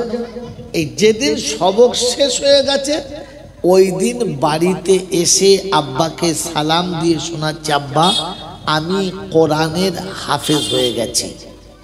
বাপের খুশিতে বুক একদম ফুলে গেছে, বুঝতে পারছেন না? আর আনন্দে কত কত। তো ছেলেকে বলছে, শোন এই খবরটা তুমি গিয়ে তোমার দাদুজানকে শোনাও, তোমার দাদুজানকে শোনাও। উদ্দেশ্য কি? যে আমার ছেলে এই বয়সে হাফেজে কোরআন হয়েছে, যেহেতু বাপ একজন আল্লাহওয়ালা, দিনদার, মুত্তাকি, পরহেজগার মানুষ, খুশিতে বাঘে বাঘ হবে। আমার ছেলেকে বুকে জড়িয়ে ধরবে, কপালে একটা চুমো খাবে, আর আদর করে কিছু তো উপর হুকুম দেবে। বাপের বুক ভরাটা ভালোবাসা কি জি আশা, তাই তো? তাই তো আশা। কিন্তু ঘটনা ঘটলো কি, এটাকে আমি শুরু করে বলবো? হ্যাঁ, তাহলে ইনশাল্লাহ এই এক গল্পতেই কেসা খা রাত 12টা হয়ে যাবে। হ্যাঁ, তারা বুদ্ধি আছে। তো মেরে মতন দোস্ত, বাচ্চা সেই রকম বাপের কাছে অনুমতি পেয়ে দাদুর কাছে ছুটতে ছুটতে চলে গেছে। আসসালামু আলাইকুম দাদুজান। ওয়ালাইকুম আসসালাম। কি খবর? বলছে, দাদু আজকে আমি কোরআনে পাকের শেষ সবক শুনিয়ে পূর্ণ হাফেজ হয়ে বাড়ি এসেছি। বেশ, আর কিছু নয়। দাদুর মুখের দিকে তাকিয়ে দেখে একটা বেশ গরম গরম ভাব, কেমন যেন এটা রাগম্বিত মেজাজ। বাবা নেই, কোলে তোলে নাই, কোনো সাব্বাসি দেয় নাই, নাতির যেটা আদর নেওয়ার বা দেওয়ার তা দেয় নাই। অনেকক্ষণ থেকে ওখান থেকে ঔরঙ্গজেব টুকটুক করে চলে এসছে, মনটা মরা। বাপ জিজ্ঞাসা করছে কি হলো? বলে না কিছু হয় নাই। মনটা মরা কেন? দাদু কি বলেছে? কিচ্ছু বলে নাই। তুমি গিয়ে কি বললে? বলে আব্বা আমি প্রথমে গিয়ে সালাম দিলাম, বুক ভরা ভালোবাসা নিয়ে ছুটে গেলাম, শোনালাম দাদু আমি হাফেজে কোরআন হয়ে গেছি।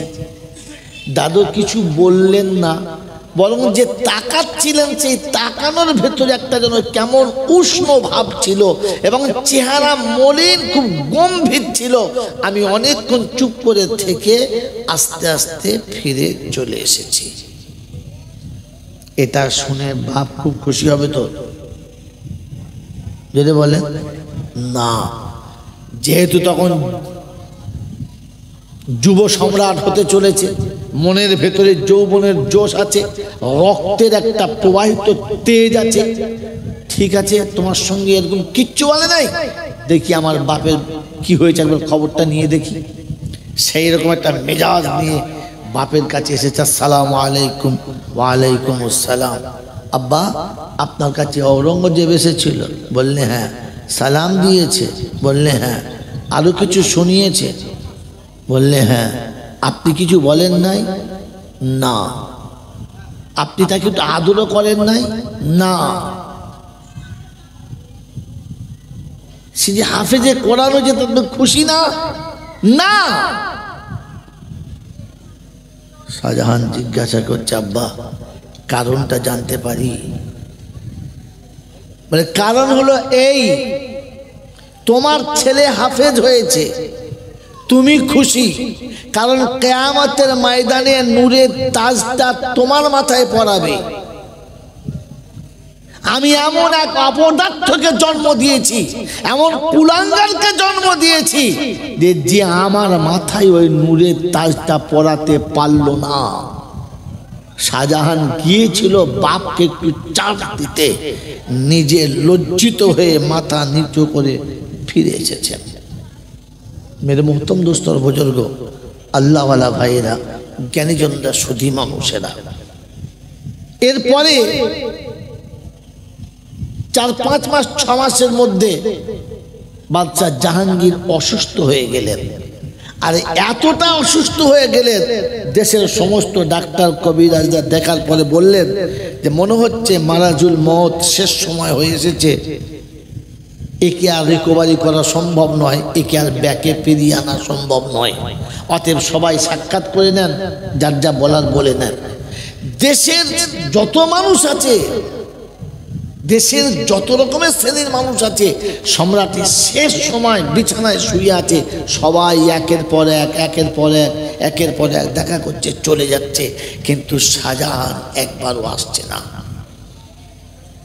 বাপের ভেতরে একটা হাহাকার চলছে যে আমার মৃত্যু শয্যায় শায়িত, আমি অসুস্থ হয়ে গেছি, যে কোনো সময় মারা যাব, সবাই আমাকে দেখা করে গেল, শাহজাহান এলো না। দুঃখ বাড়ছে, অসুস্থতা বাড়ছে, মনের বল অটোমেটিক কমে যাচ্ছে।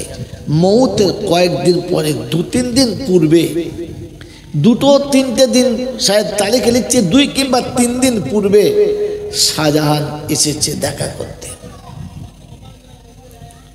এসেছে সামনে দেখা করতে। আসসালামু আলাইকুম আব্বা, আমি শাহজাহান এসেছি, কেমন আছেন? বাপ মুখটা ফিরিয়ে নিয়েছে আর বলছে শোন, এই শেষ সময় আমি তোর সঙ্গে আর দেখা করতে নারাজ, চলে যাও। রাজত্ব নিবি তো, রাজ সিংহাসনে বসবি, এটাই তো তোর শখ, ওটা তুই এমনিতে পেয়ে যাবি। আর খুব বেশিক্ষণ আমি হয়তো থাকবো না, যে কোনো সময় আমি চলে যাব। আর আমি চলে গেলে সিংহাসন তোর এমনিতেই হয়ে যাবে, আমাকে দিতে হবে না, জোর করে নিতে হবে না। আমি এতদিন বিছানায় পড়ে আছি, আমার ভেতরটা যে তোর বিরহের জ্বলনে পুরোটা ছাই হয়ে যাচ্ছে, তুই একবারও ভাবলি না? আমি বাপ, তোকে কোলে করে মানুষ করেছি, তোকে আদর করে তিল তিল করে বড় করেছি। আজ আমি মৃত্যু মুখে তো দেখতে আসার সময় হয় নাই। সম্রাট শাহজাহান সব কথা শুনলেন, কোনো প্রতিবাদ করলেন না। বাপ মনের দুঃখ জান ভরে বলেনি, যখন চুপ করে গেছে তখন বলছে, আব্বা আপনি আমার উপর যে রাগ করেছেন এটা বাঞ্ছনীয়। আপনি আমার জন্য যা বললেন আমি তাতে দুঃখিত নয়, এটা আমি পাওনাদার, আসতে পারি নাই, এটা আমার অপরাধ। তবে আব্বা আমি যে কেন আসতে পারি নাই এটা যদি আপনি জানতেন, এটা যদি আমি আপনাকে শোনাই, তাহলে মনে হয় আপনি আমার উপরে রাগ করবেন না। আব্বা আপনি বলেছিলেন না আমি একটা অপদার্থকে জন্ম দিয়েছি? আপনি আমাকে একদিন বলেছিলেন না আমি একটা কুলাঙ্গার জন্ম দিয়েছি, যে আমার মনের আশা পূর্ণ করতে পারলো না। ওই দিন থেকে আমার মনের কোণে একটা দুঃখ আর ব্যথা কুড়ে কুড়ে খাচ্ছিল, যে আমি বাপের কুলাঙ্গা সন্তান হলাম, যোগ্য সন্তান হতে পারলাম না। ওই দিন থেকে আমি মোহতরম দোস্তর বুজুর্গ সম্রাট শাহজাহান সেদিন শোনাচ্ছিলেন, আব্বা আমার না আসার কারণটা যদি আমি আপনার কাছে বলি, তাহলে মনে হয় আপনি আমার উপরে আর রাগান্বিত হবেন না। আব্বা আপনি বলেছিলেন আমি একটা অপদার্থ জন্ম দিয়েছি, ওই দিন থেকে আমার ভিতরে একটা বিরহ যন্ত্রণা কুড়ে কুড়ে খাচ্ছিল, যে আমি বাপের অপদার্থ সন্তান হয়ে গেলাম, বাপের আশা পূরণ করতে পারলাম না। তো সেই দিন থেকে খাওয়া দাওয়া ছেড়ে, সমস্ত রকমের সংসার ধর্ম ছেড়ে, ঘর বাড়ি ছেড়ে ওস্তাদি সাহেবের কাছে পড়তে বসেছিলাম। আমার কাছে খবর যাচ্ছিল যে আপনার আব্বা অসুস্থ, মনের ব্যথা খুব পাচ্ছিলাম আব্বা, কিন্তু আসতে পারি নাই, এই মনে করে যে বাপ মরার আগে আপনাকে শুনিয়ে দিচ্ছি যে আপনার মাথায় নূরের তাজ পরানোর ব্যবস্থা করে তবে এসেছি। তাই আজকের আমি হাফেজে কোরআন হয়ে শেষ সবক শুনিয়ে এসে আপনার সঙ্গে দেখা করছি। কিয়ামতের ময়দানে আমার মাথায় যখন নূরের তাজ চাপবে, তার আগে আপনার মাথায় নূরের তাজ চাপবে, তবে আমার চাপবে। এটার জন্য আপনাকে দেখা করতে আসতে পারি নাই। এতে আপনি আমার উপরে কতটা নারাজ জানি না। মেরে মোহতরম দোস্তর বুজুর্গ আল্লাহওয়ালা ভাইয়েরা, জ্ঞানীজনরা, সুধী মানুষরা, সেদিন জাহাঙ্গীর মৃত্যু শয্যায় শুয়ে মনে হচ্ছিল যেন যুবকের মতো খুশিতে আনন্দে লাফিয়ে উঠে বলেছিল, শাহজাহান সারা জিন্দেগিতে রাজত্ব করে যে স্বাদ পাই নাই, আজকে সে স্বাদ পেয়ে দুনিয়া ছেড়ে চলে যাচ্ছি। আমি বলে যাচ্ছি ও স্বাদ পৃথিবীর কোনো জায়গাতে নেই। মেরে মোহতরম দোস্তর বুজুর্গ আল্লাহওয়ালা ভাইরা, ওরা বাদশাহ হয়েও আখিরাত ভোলে নাই, কবর ভোলে নাই, জাহান্নাম ভোলে নাই, হাসর ভোলে নাই, মিজান ভোলে নাই, ফুলসিরাত ভোলে নাই। আমরা তো পঞ্চায়েতের প্রধান হয়ে আখিরাত ভুলে গেছি। নামাজ ছেড়েছি, রোজা ছেড়েছি, হজ ছেড়েছি, যাকাত ছেড়েছি, ধর্ম ছেড়েছি, শরিয়ত ছেড়েছি, আর নিজেকে এমন জায়গায় বসিয়েছি আল্লাহ না করুক হাফ খোদা হয়ে বসে আছি।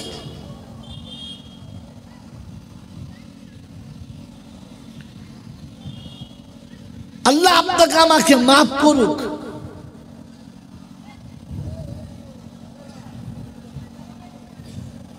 পৃথিবীর রাজ্য চালিয়ে রাজা হয়েও তাদের সব থেকে বিদগ্ধ সন্তানটাকে হাফেজে কোরআনের জন্য পাঠিয়েছে, কোরআনের হাফেজ করে পাঠিয়েছে, মাদ্রাসার জন্য দিয়েছে।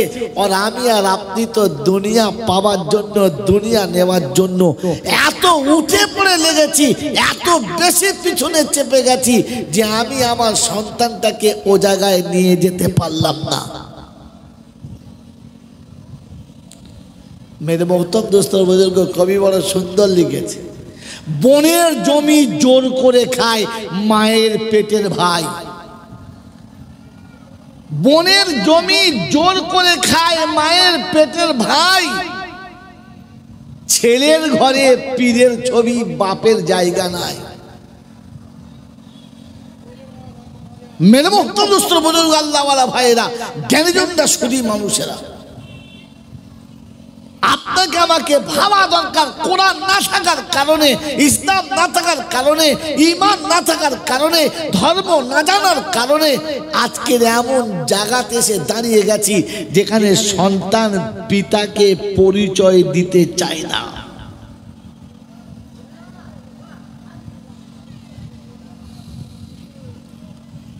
সন্তানরা নিজের গর্ভধারী মাকে পাশে নিতে চায় না। মরার পরে একটা জড়ালো মিলাদ দিয়ে মনে মনে করে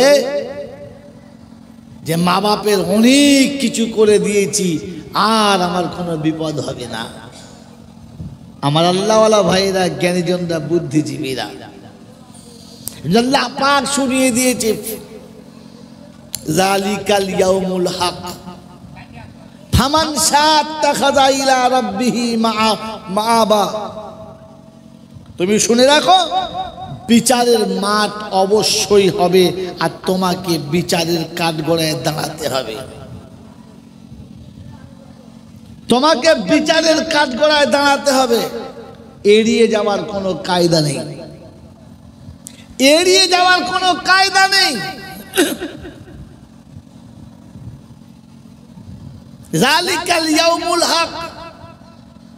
অনেকজনে শুনিয়ে দিচ্ছি ইন্না ইলাইনা ইয়াবাহুম সুম্মা ইন্না আলাইনা হিসাবাহুম।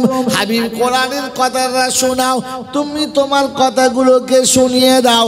এরপরে যদি তোমার কথা না শোনে, আমার কোরআনের কথা না শোনে, আমি আল্লাহ শুনিয়ে দিচ্ছি ইন্না ইলাইনা ইয়াবাহুম, আমার কাছে তাকে ফিরে আসতে হবে। পালাবার কোনো রাস্তা নেই, বাঁচার কোনো পথ নেই, বাঁচাবার কোনো সঙ্গী নেই। কোরআন শুনিয়ে দিচ্ছি ইন্না ইলাইনা ইয়াবাহুম সুম্মা ইন্না আলাইনা হিসাবাহুম। ফির আমার কাছে হিসাব দিতে হবে। আমি আল্লাহ পাক একটা একটা করে তিল তিল করে হিসাব নেব। কানা করি ছাড়ার গল্প নেই। ফামান সাকুলাত মাওয়াজিনুহু ফাহুয়া ফি ঈশাতির রাদিয়া ওয়া আম্মা মান খাফফাত মাওয়াজিনুহু ফাউম্মুহু গাবিয়া। এক নেকি যদি কম পড়ে যায়, আমি আল্লাহ জাহান্নামের দিকে ঠেলে দেব। একটা নেকি যদি বেড়ে যায়, আমি আল্লাহ জান্নাতের দরজা খুলে দেব। বাবাজিরা, সোনার আল্লাহরা, জ্ঞানীজনরা, শুধু মানুষেরা, আমি আর আপনি প্রতিদিন সন্ধ্যাবেলা সবার সময়তে এতটুকু মনে করে শুই যে সারা দিনে কতগুলো নেক কাজ করেছি আর কতগুলো অন্যায় করেছি, কতক্ষণ আল্লাহ আল্লাহ বলেছি আর কতক্ষণ দুনিয়ার কথা বলেছি। আমি যে রবের কাছ থেকে সব পাই, সেই রবের কথা আমার মনে কতক্ষণ ছিল আর গোটা দুনিয়ার কথা আমার মনে কতক্ষণ ছিল, এটা প্রতি রাতে শোয়ার সময় একটু ভেবে শুলেই তো হয়। কমপক্ষে শোয়ার আগে তো তওবা করে শুই, আল্লাহ জাগলে তো সকাল, আর না জাগলে কমপক্ষে শেষ আমালটা যেন তওবা হয়। আল্লাহর কাছে যেন বলতে পারি রব্বুল আলামিন তওবা করতে করতে এসেছি। সকালে ঘুম থেকে উঠে একটা তওবা করি, রব্বুল আলামিন এই রাতের যে এত বড় রাতের আনন্দের ঘুম তুমি দিলে, আমি তো তোমার কিছুই করতে পারলাম না, তাই আমি যে করতে পারলাম না তার জন্য তওবা করছি, তুমি আমাকে মাফ করে দাও। কমপক্ষে সকালে ঘুম থেকে উঠেও তো একবার তওবা করি, আল্লাহ গত দিনে যা হয়ে গেছে গেছে, আজ দিনটা যেন তোমার নাফরমানিতে না কাটে। কি বাবা, জীবনে হয়েছে কোনোদিন? না শুতে গিয়ে তওবা করেছি, না ঘুম থেকে উঠে তওবা করেছি। এরপরও নিজে মনে মনে ঠিক করে রেখেছি, হ্যাঁ আমি যা আছি ঠিক আছে। আল্লাহু আকবার। আম্মাজান খাদিজাতুল কুবরা রাদিয়াল্লাহু তাআলা আনহা আল্লাহর প্যারা নবী সাল্লাল্লাহু তাআলা আলাইহি ওয়াসাল্লামের সবথেকে কাছের বিবি। আল্লাহ নবী বলেন সকলের ঋণ আমি শোধ করেছি, খাদিজার ঋণ শোধ করতে পারি নাই। আল্লাহ নবী বলেন আমি রাতে সন্ধ্যাতে বাড়ি ফিরেছি, খাদিজা দরজার কাছে বসে আছে। এশার নামাজ পড়ে বাড়ি ফিরেছি, খাদিজা দরজার কাছে বসে আছে। রাত্রি 12টার পরে ফিরেছি, তখনও দেখি বসে আছে। শেষ রাতে তাহাজ্জুদ পড়ে বাড়ি ঢুকেছি, তখনও খাদিজা বসে আছে। জিজ্ঞাসা করি আসসালামু আলাইকুম ওয়া রাহমাতুল্লাহ, খাদিজা এক সালামের জবাব দেয় ওয়া আলাইকুমুস সালাম। আমি রাসূল জিজ্ঞাসা করি খাদিজা সন্ধ্যাতে যেখানে বসে থাকো, রাত্রি 10টাতে সেইখানেই বসে থাকো, 12টাও সেখানে বসে থাকো, শেষ রাতে এসে দেখি সেখানেই বসে থাকো, তুমি কি বিছানায় একবার আরাম করতে পারো না? তোমার কি নয়ন যুগল বন্ধ হয় না? তুমি কি একবার ঘুমাতে পারো না? তোমার কি চোখে ঘুম আসে না? আম্মাজান খাদিজা বলেন ইয়া রাসূলুল্লাহ ইয়া হাবিবাল্লাহ, ইয়া রাসূলুল্লাহ ইয়া হাবিবাল্লাহ, যখন আপনি ঘরে থেকে বার হয়ে চলে যান শুধু ধর পড়ে থাকে, প্রাণ পাখি তাতে থাকে না, খালি মনে হয় কখন ফিরে আসবে জানি না। তাই সংসারের সব কাজ সারার পরে আপনার বিছানা পরিষ্কার করে ঝেড়ে দেওয়ার পরে অপেক্ষা করে বসে থাকি যতক্ষণ এই খাঁচার ভিতরে পাখি আসবে না, খাদিজা বিছানায় যাবে না। আল্লাহ আকবার। রাসূলের এত বড় আশিক, মৃত্যুর শেষ সময়ে বিছানায় শুয়ে আছে, মৃত্যুর শেষ সময়ে মারাজুল মাউতের কষ্টের চেহারা রং পাল্টে গেছে। আল্লাহ নবী জিজ্ঞাসা করছেন খাদিজা কষ্ট হচ্ছে? বললেন না। অবাক সিন না, বললে খাদিজা চেহারা দেখে মনে হচ্ছে ভেতরে কষ্টের পাহাড় বইছে, ঝড় উঠেছে, এরপরও বলছো না? বললেন না। বলছে আল্লাহর হাবিব আমি যে বালিশটা মাথায় দিয়ে শুয়ে আছি পৃথিবীর কোনো রমণী এটা পায় নাই আর পাবে না। কোনো বাদশাহ কোনো রাজার বিবি হলে বালিশ পাবে, আরামের বিছানা পাবে, 200, 500, 1000, 2000, 5000 টাকা দামের হবে, কিন্তু আমি যে বালিশে মাথা দিয়ে শুয়ে আছি এটা হচ্ছে আরশের মেহমানের কোলের উপরে, এটা পৃথিবীর কোনো রমণী পায় নাই আর পাবে না। আল্লাহ রাসূল জিজ্ঞাসা করতেন খাদিজা কিছু চাইবে, কিছু বলবে? তো বলছে আল্লাহ রাসূল দুটো কথা বলবো। বলে বলো। জীবনে তো কিছু বলো নাই, বলো। বলছে আল্লাহর হাবিব দুনিয়ার সব মানুষের বিবি মারা গেলে কবরে শুয়ে দিয়ে চলে আসে, আপনিও তো চলে আসবেন? বললে হ্যাঁ। বললেন ইয়া রাসূলুল্লাহ ইয়া হাবিবাল্লাহ আমি কোনোদিন বিছানায় একা শুই নাই, এটা কেউ না জানুক, আপনি জানেন বিছানায় একা কোনোদিন ঘুমাই নাই। বললে হ্যাঁ।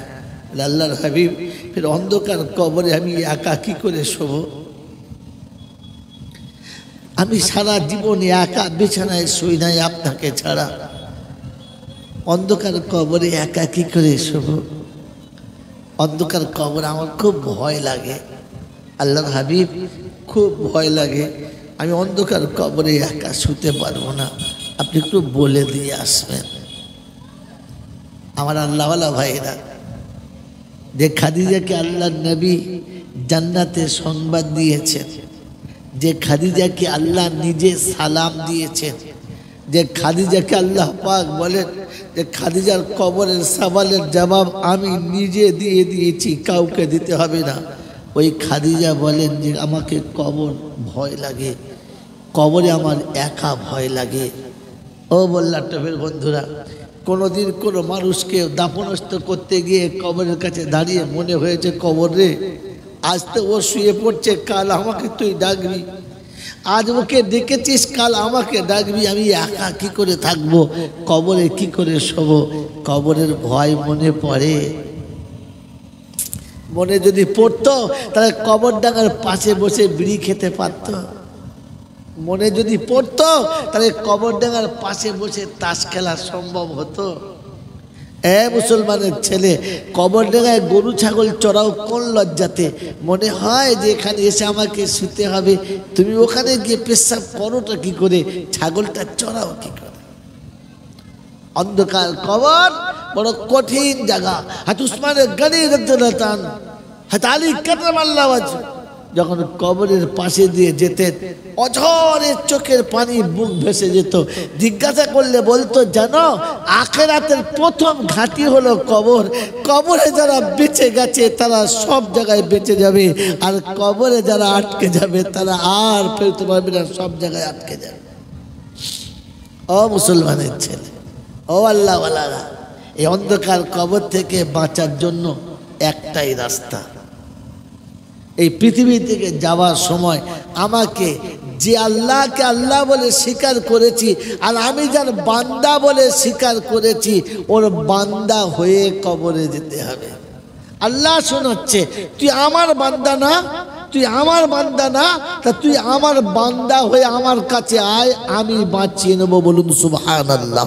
বলেন বান্দা হয়ে যাওয়ার চেষ্টা করবে ইনশাআল্লাহ। আল্লাহ ওয়াদা করেছে, তা শুনে নেন। কোরআন শোনাচ্ছে, ইয়া ইবাদি লা খাউফুন আলাইকুমুল ইয়াওমা ওয়ালা আনতুম তাহজানুন আল্লাযীনা আমানু বিআয়াতিনা ওয়া কানু মুসলিমিন উদখুলুল জান্নাতা আনতুম ওয়া আজওয়াজুকুম তুহমারুন।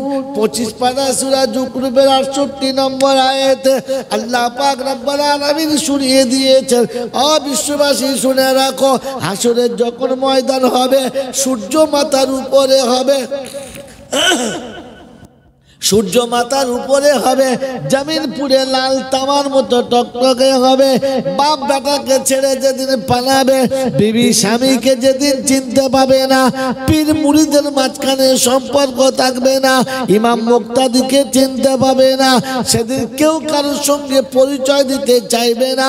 কোরআন শোনাচ্ছে, সেদিন মানুষ বড় বিপদের দিনে ছুটবে।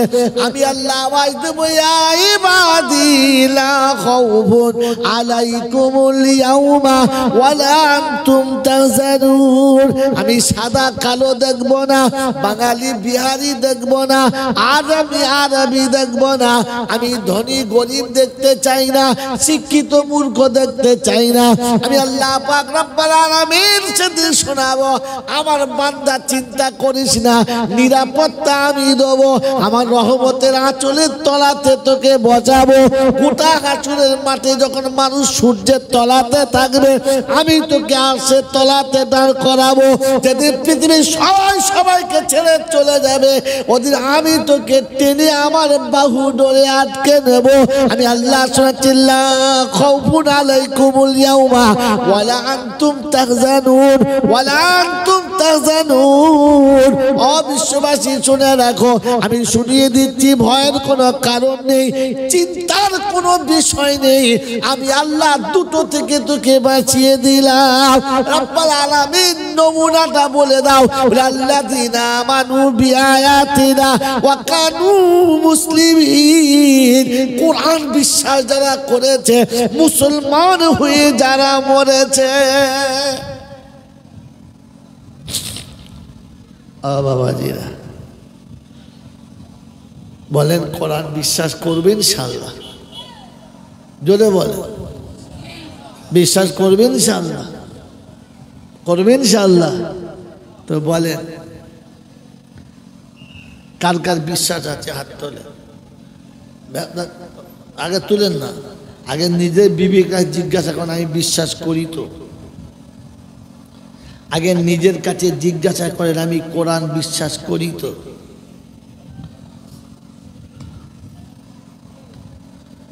নিজের কাছে জিজ্ঞাসা করে তুলেছেন, কিন্তু আমার জলসা শুনে তুললেন। একটু দাঁড়াই, মহতরম দোস্তর বুজুর্গ, ট্রাক্টর তুলতে কটনি লাগবে মাটি, সামনে সামনে এসো। আরে সামনে এসো, তুমি কি কত গাড়ি মাটি লাগতে পারে? 100 গাড়ির উপর লাগবে। কত বলো? 5 গাড়ি? 5 গাড়ি আলহামদুলিল্লাহ। কি নাম?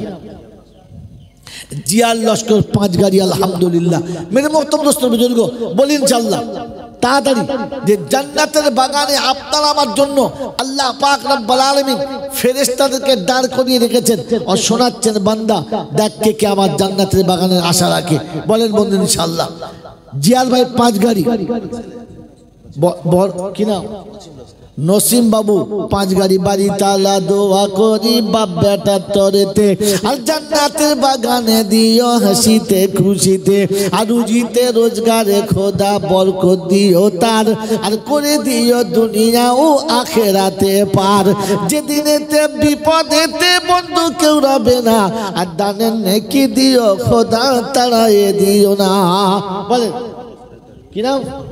ফরমান ভাই 1 গাড়ি। ফরমানো নামেতে বন্ধু নীরবেতে রয়, দূর হতে আঙুল তুলে ইশারায় জানায়, ওগো বাড়ি তুমি শুধু বড়ই মেহেরবান, কবুল করে নাও বাড়ি বান্দাদের দান। সকলে বলে আল্লাহুম্মা আমিন। নারে তাকবীর। বলি ইনশাআল্লাহ। ভাই ভাই 2 গাড়ি 1 গাড়ি করে সকলে বলি ইনশাআল্লাহ। ভাই এতটুকু জায়গা আল্লাহ আমানতের খাতায় আমাদের মুরব্বীরা যেখানে আছে, আমাদের যেখানে যেতে হবে ওই কবরস্থানটাকে সুন্দর করে সাজানোর জন্য। কি নাম? নাসিম ভাই। ভাই হাত তুলেন। কে লোক? নাসির মোড়ল 2 গাড়ি। আলহামদুলিল্লাহ। কবুল করিও খোদা দানকে তাহাত, আখিরাতে কবর এতে করে দিও পার। ভাই গ্লাসের খাবার তুলে বল, তাদের বলো আর কাছে ইনশাআল্লাহ। বড় ভাই কি নাম বলো? সৈয়দ আলী লস্কর দেখি না, কায়দা করেছে বাবু। নামও সৈয়দ ছিল, বলেছি সবাই 5 গাড়ি তো আমার 6 গাড়ি করে দাও, নামের সঙ্গে মিলিয়ে দিয়েছে। আলহামদুলিল্লাহ। নারায়ে তাকবীর। বাস। আর তোমার বেটা বেটির নামে 1 গাড়ি ইনশাআল্লাহ। ইনশাআল্লাহ। কি নাম বলো? আরে আল ফারুক বাইনাল হক ওয়াল বাতিল আল ফারুক। তুমি পিছলে হয়। আরে ফারুক বাবু দারোদার নামে 2 গাড়ি, আব্বা মায়ের নামে 2 গাড়ি, ছেলে মেয়ের জন্য 1 গাড়ি, 5 গাড়ি। বুদ্ধিমান ছেলে। এক বন্দুকগুলোতে 5টা ফেলে দিয়েছে। তাকবীর একবার নারায়ে তাকবীর। নারায়ে তাকবীর। একই বলে বুদ্ধিমান। মাঝে মাঝে কায়দা করে নিতে হয়। কি জি? কায়দা করে নিতে হয়। আল্লাহ পাক রব্বুল আলামিন মা বাপের দোয়া ফেলবেন না। আর যখন মা বাপের সঙ্গে জড়িয়ে দিয়েছে তখন তার বাচ্চাদের দোয়া মিশে যাবে না। আল্লাহ কবুল করুক। এরকম দান করার জন্য বুদ্ধি সবাইকে দান করুক। সকলে আল্লাহুম্মা আমিন। বলেন ভাই ইনশাআল্লাহ। তাড়াতাড়ি বলেন, কেউ বাদ যাবে না ইনশাআল্লাহ। ইয়াসিন সর্দার আর স্বামী স্ত্রীতে ওর মিল মোহাব্বত হয় জানো গো, দুজনের ভিতরে 2 গাড়ি মাটি দান করে গো কবরে, হাসরেতে তুলো খোদা পাশাপাশি তার, রেখে দিও ভালোবাসা অতি চমৎকার। ওই বড় ভাই নাম বল। কি নাম? শফিকুল নামেতে বন্ধু নীরবেতে রয়, ভালোবাসার প্রতীক দেখি হাত তুলে দেখায়, 1 গাড়ি মাটি দেবে আখিরাতের তরে, আল্লাহ ওয়ালা সন্তান দিও তুমি তাদের ঘরে। আমিন ও আমিন খোদা, আমিন ও আমিন, মোদের দোয়া কবুল করো রব্বুল আলামিন। বলি ভাই ইনশাআল্লাহ। ওই দেখো মঙ্গল সাহেব। নাজির ভাই, নাজিবুল সর্দার নতুন হাট।